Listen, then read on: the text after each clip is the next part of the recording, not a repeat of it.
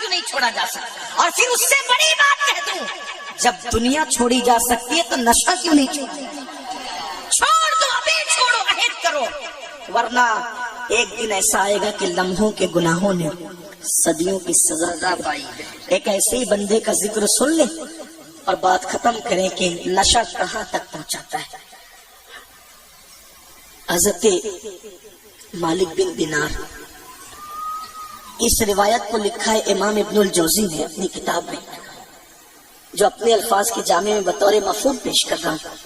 حضرت مالک بن دینار کہتے ہیں میں حج کو گیا، دھیان سے سننا ہے کہ جملے کو میں آپ کوئی تبصرہ نہیں کروں گا، اس پر صرف بات کر کے گزر جاؤں گا، دھیان سے۔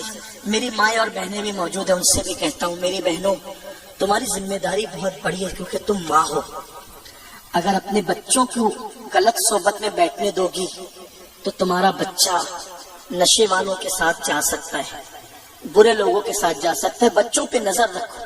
ہم اپنے بچپن میں اپنے گھر میں سنتے تھے کہ بچوں کو سونے کا لقمہ کھلاؤ لیکن دشمن کی طرح ان کی کڑی نگرانی کرو۔ اسی لیے ہمیں تو کبھی اجازت بھی نہیں تھی کہ عشاء کی نماز کے بعد دیر تک باہر رہیں۔ اسکول پڑھنے کے زمانے میں جب تک دادا حیات رہے تو کہتے تھے کہ عشاء کی نماز تو 8:30 بجے ختم ہو جاتی ہے، 8:45 کیسے بجے؟ ہمارے بڑوں نے اتنی نظر رکھی۔ ہاں یاد رکھنا، اور جس گھر میں بڑے نظر رکھتے ہیں پھر اس گھر کے بچوں کی زندگی محتاط رہتی۔ آج تو بچے 12 بجے کے بعد آتے ہیں، کچھ پتہ نہیں۔ پھر جب تنظیم کے ماحول سے جڑ گئے تو پھر چھوٹ مل گئی کہ ہمارا بچہ کہیں بھی جائے گا لیکن غلط جگہ نہیں جائے گا۔ لیکن ہمیں بھی اپنے بچوں پہ نظر رکھنی چاہیے۔ ارے نہیں میرا بیٹا بگڑ نہیں سکتا، مجھے اعتماد ہے اپنے بیٹے پہ۔ میرے عزیز کس پر اعتماد کرنے لگا ہے؟ تیرا بیٹا تیرا اعتماد کا ہے، تیرے بیٹے کا نفس تو اعتماد کا نہیں ہے نا، نفس تو گناہوں کی طرف لے جانے والا ہے، اس لیے خیال کرو۔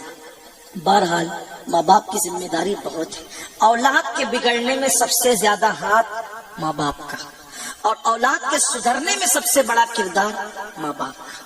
ماں باپ چاہے تو اولاد سدھرتی ہے، ماں باپ چاہے تو اولاد بگڑتی ہے۔ اور ایک بات آپ کو بتاؤں، آسان طریقہ، ہر نماز کے بعد یہ دعا کرو، اللہ میں نے اپنی اولاد کو تیرے سپرد کیا، اللہ میں نے اپنی اولاد کو تیرے سپرد کیا، اس کی جان کی بھی حفاظت فرما، اس کے کردار کی بھی حفاظت فرما، انشاءاللہ آپ کی اولاد کبھی نہیں بگڑے۔ یہ بڑا مضبوط نسخہ ہے۔ میں نے کئی کتابوں کا، ہزاروں کتابوں کا نچوڑ 2 جملے میں بیان کیا ہے کہ اپنی اولاد کی جان بھی اللہ کو سونپ دو، اس کا کردار بھی اللہ کو سونپ دو، لیکن نظر تمہیں رکھنا ہوگی اگر اپنی اولاد کو سنبھالنا۔ تو مالک بن دینار فرماتے ہیں کہ میں حج کو گیا تو میں نے دیکھا کہ کعبہ کا پورا مطاف کچکچا رہا ہے، بھرا ہوا ہے، پورا حرم بھرا ہوا ہے۔ مجھے بہت خوشی ہوئی کعبے کو بھرا ہوا دیکھ کر، مطاف کعبہ کو بھرا ہوا دیکھ کر بڑی خوشی ہوئی۔ یا اللہ تیرے محبوب نے پردہ فرمایا، ابھی چند سال ہوئے کتنا اسلام بڑھ گیا، اسلام کو کتنی ترقی مل گئی کہ لاکھوں لوگ حج کے لیے آئے، پورا حرم بھرا ہوا ہے۔ تو اس وقت میرے دل میں خیال آیا تقریباً 5 لاکھ لوگ ہیں پورے حرم میں۔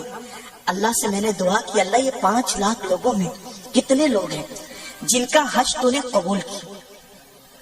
5 لاکھوں میں کتنے لوگ ہیں جس کا حج تو نے قبول کیا، اور کون ہے جس کا حج تو نے رد کر دیا؟ مجھے بتا، تاکہ مجھے پتا چلے کہ کس کا قبول ہوا کس کا رد ہوا۔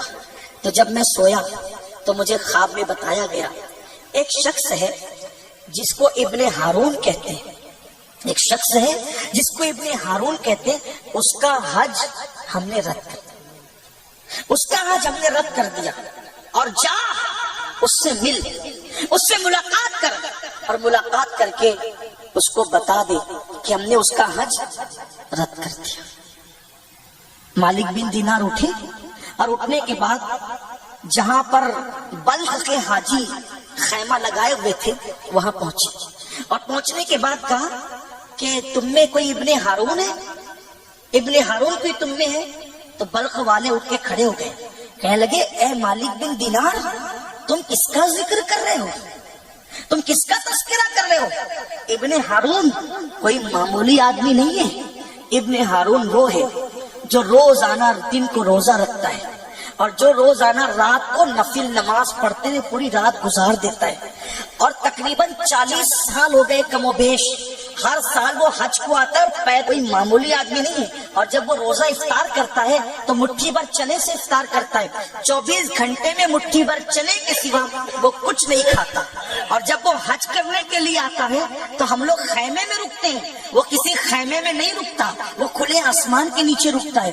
حضرت مالک بن دینار نے سوچا مخلوق اتنی منقبت پڑ رہی ہے، مخلوق اتنی شان بیان کر رہی ہے، اور خالق کی طرف سے حکم ہے کہ ہم نے ابن ہارون کا حج رد کر دیا، آخر میں سمجھ نہیں پا رہا ہوں، لیکن چونکہ حکم تھا قدرت کی طرف سے، وہ کہا وہ ملے گا کہاں؟ وہ کہا کہ وہ کھلے آسمان کے نیچے مالک بن دینار کہتے جب میں اس کو ڈھونڈتے ہوئے گیا تو میں نے کیا دیکھا، کھلے سر آسمان کی طرف رک کر کے وہ رو رہا ہے، اس کی داڑھی آنسوؤں سے تر ہے، اور کہتا اللہ مجھے معاف کر دے، اللہ مجھے معاف کر دے، مجھے بخش دے۔ اور اس کے میں نے دیکھا کہ پیر میں زنجیر بندی ہے، ایک ہاتھ اس کا کٹا ہوا ہے، اور زنجیر پکڑ کے کھڑا ہو کر کے گریا وزاری کرتا ہے، آہو بکا کرتا ہے۔